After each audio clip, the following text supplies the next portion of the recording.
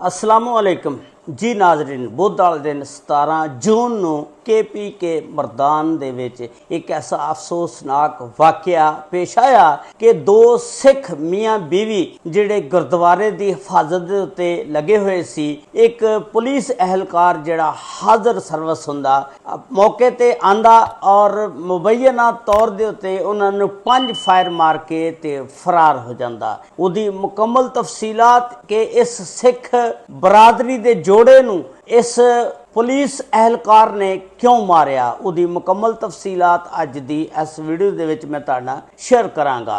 ये वाकया जिहड़ा KPK दा सूबा आ मरदान शहर आ, उत्थे महल्ला बाबू वाला आ गंज बाजार, उत्थे एक गुरुद्वारा आ। उस गुरुद्वारे दे विच आ दो मियाँ बीवी ने जिहड़ी ओदी हिफाजत करदे ने, ड्यूटी दिंदे ने। थल्ले गुरुद्वारा आ, उत्ते ये रहिंदे ने।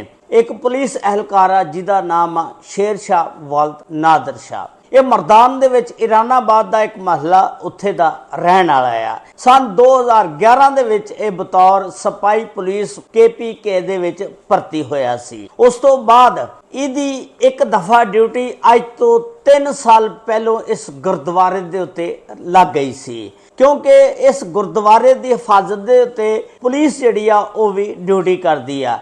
जदों भी गुरुद्वारे के अंदर कोई मजहबी रसूमात होण, पुलिस एहलकार गेट के उत्ते खड़े हो जाते हैं और आंदे और जांदे नूं चेक करते हैं और शनाख्त तो बगैर अंदर नहीं जान देंदे हैगे। ये अज तो 3 साल पहलों इहदी इत्थे ड्यूटी लगी सी। कोई 15 महीने इन्हें इत्थे ड्यूटी की बतौर पुलिस वाला। इनू को 15-16 साल ड्यूटी करदियां हो गए ने। उस तो बाद जदों इहदी ड्यूटी अज तो 3 साल पहलों इत्थे लगी सी, ये जिहड़ा भी कोई सिख बंदा आंदा जांदा सी गुरुद्वारे दे विच, उहदे कोलों वो जिन्हों पंजाबी च कहंदे टिप लैंदा सी और पैसे लैंदा सी, जिहदी वजह दे नाल उस गुरुद्वारे दे उत्ते ये जिहड़े दो मियाँ बीवी सी जिन्हां दा नाम जगन्नाथ और आयशा बंती आ। ये जगन्नाथ जिहड़ा आ इनू मना करदा सी कि तू जिहड़ा भी बंदा मजहबी रसूमात अदा करने वास्ते सिख आंदा आ उहदे कोलों पैसे ना लिया कर। खैर तुहानूं पता फिर पुलिस वाले होण ते पैसे ना लैण, ये नहीं हो सकता। खैर इहदे उहदे नाल बड़े जाती तलकात सी ते गहरे तलकात सी, क्योंकि इन्हें 15 महीने उस गुरुद्वारे दे उत्ते ड्यूटी कीती सी। उस तो बाद इस जगन्नाथ ने पुलिस नूं शिकायत कर दी। हुकामे बाला अगे जदों शिकायत की गई तो इसका ट्रांसफर कर दिता गया।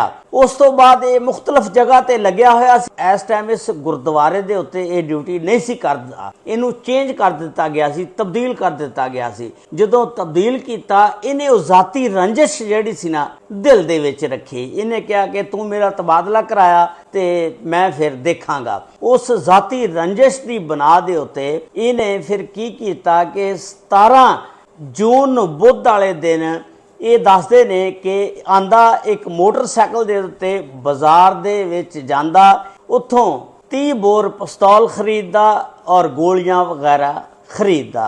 ये सारियां सोशल मीडिया दियां खबरां ने और DPO जेड़े ने मरदान दे मसूद अहमद बंगश साहब वो भी प्रेस कॉन्फ्रेंस करते हुए दस रहे सी। उस तो बाद फिर ये उस जिहड़ा महल्ला सी बाबू महल्ला गंज बाजार दे विच जिहड़ा ये गुरुद्वारा सी उत्थे अंदर चले जांदा। वो जिहड़ा जगन्नाथ ते ओदी बीवी जिहड़ी आयशा बंती उपर रहिंदे सी, उपर वाली मंजिल ते, थले गुरुद्वारा सी। चूंकि उदण कोई मजहबी रसूमात नहीं सी हो रही, पुलिस एहलकार होणगे ड्यूटी ते लेकिन वो साइड ते किते बैठे होने आ, क्योंकि पुलिस एहलकार जिस वेले कोई भी रसूमात मजहबी शुरू होंदियां सी पुलिस वाले आके गेट ते खड़े हो जाते सी। पुलिस वाला शायद उस टाइम गेट ते नहीं होएगा, जिसकी वजह दे नाल इन्हें फायदा उठा लिया।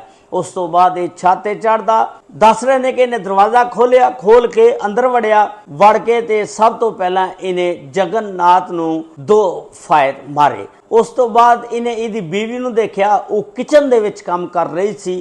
फिर जाके 2 फायर मुबैना तौर ते इहदी बीवी नूं मारदा आ। उस तो बाद ये फिर जगन्नाथ नूं देखण आंदा कि ये मर गया या जिंदा आ।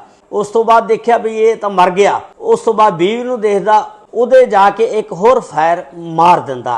इस तरह इन्हें बकौल DPO मसूद अहमद बंगश दे 5 फायर मुबैना तौर पर मारे और मार के ते फरार हो जाता। उस तो बाद जदों पुलिस नूं इतला मिलती आ, पुलिस आंदी आ, देखदी आ कि एक बंदा उत्थे बैठा सबक पढ़ रहा सी।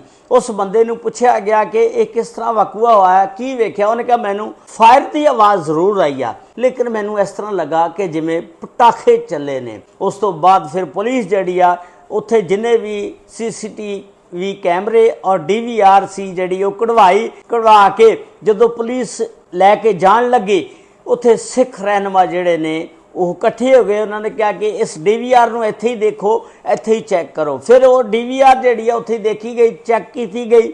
उस दे विच वो जिहड़ा मुलजम सी शेर शाह वल्द नादर शाह, वो वाज़े तौर पर नज़र आ गया और पुलिस ने फिर तहकीकात का आगाज़ कर दिता। DPO मसूद अहमद बंगश के बकौल कि पुलिस ने फिर इन्नी फुर्ती मारी, जदीद टेक्नोलॉजी इस्तेमाल करदिया होया इस हाज़र सर्विस पुलिस एहलकार शेर शाह वल्द नादर शाह नूं 24 घंटे दे विच गिरफ्तार कर लिया और गिरफ्तार करके उहदे उत्ते हुण मुकदमा चलेगा और उहदा रिमांड लिया जाएगा। मसूद अहमद बंगश दे बकौल इस शेर शाह वल्द नादर शाह ने जिहड़ा ये वकूआ किया, इसदा जाती फेल सी, जाती को रंजिश सी और इस शेर शाह दा किसी तंजीम दे नाल कोई तल्लक नहीं सी। ये एक भयानक वाकया सी कि जिहदे विच मुसलमान सारे बदनाम होए ने, क्योंकि इस्लाम दे विच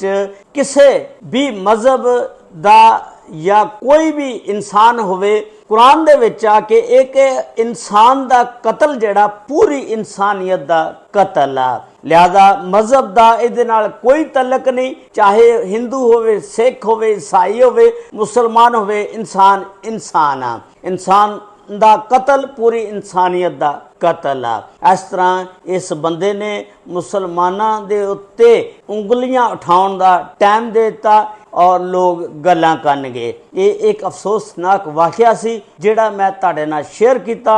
इस वाक़े दे विच तुसी अपनी राय का इजहार भी जरूर करना। इस शेर शाह दा वालिद भी दस रहे ने कि मरदान वो भी पुलिस दे विच आ ते इहदा वालिद भी पुलिस च आ ते ये भी पुलिस दे विच सी। ये वीडियो अगर तुसी YouTube चैनल ते देख रहे हो, चैनल नूं सबसक्राइब, लाइक और शेयर जरूर कर देना। अगर ये वीडियो तुसी फेसबुक पेज ते देख रहे हो, फेसबुक पेज नूं फॉलो कर लेना और YouTube चैनल नूं सबसक्राइब, लाइक और शेयर जरूर कर देना। अल्लाह ताला सब ते रहमत फरमाए। अस्सलामु अलैकुम व रहमतुल्लाहि व बरकातुहू।